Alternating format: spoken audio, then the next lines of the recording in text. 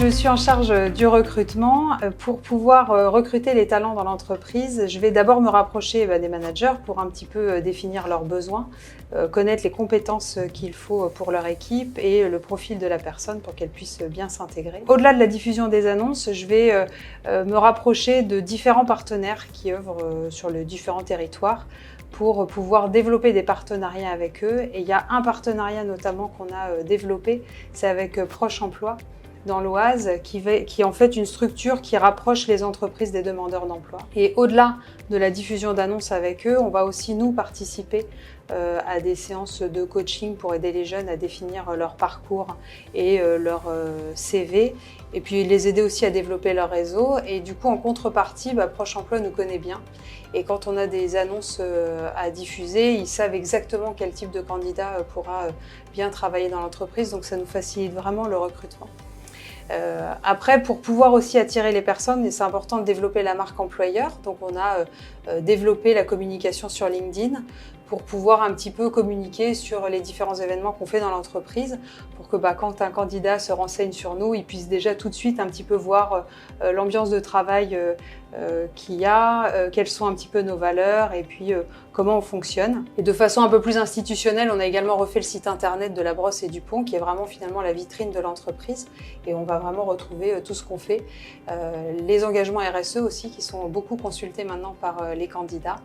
Et puis, pour essayer un petit peu d'être plus connu au sens large, il y a cette partie relations presse qui se développe aussi de plus en plus.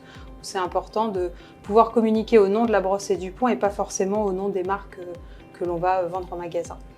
Et donc tout cet écosystème vraiment va développer l'attractivité de l'entreprise et attirer les meilleurs talents chez nous. Donc une fois que le collaborateur est entré dans l'entreprise, il s'agit en tant que DRH de gérer le parcours professionnel du collaborateur de son entrée jusqu'à la fin de son parcours professionnel.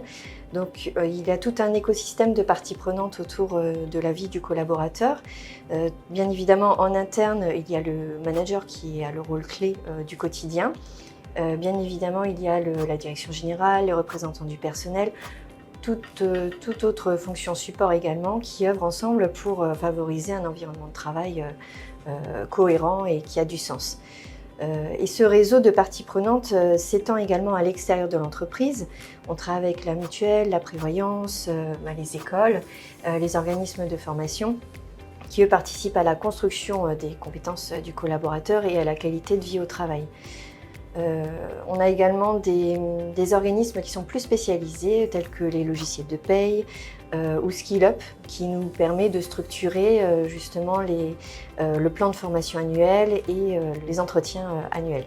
Sur le plan juridique, nous avons également des prestataires tels que les avocats ou les représentants de la branche ou encore bien évidemment l'inspection du travail avec qui nous pouvons travailler pour avoir un cadre légal qui soit bien sécurisé.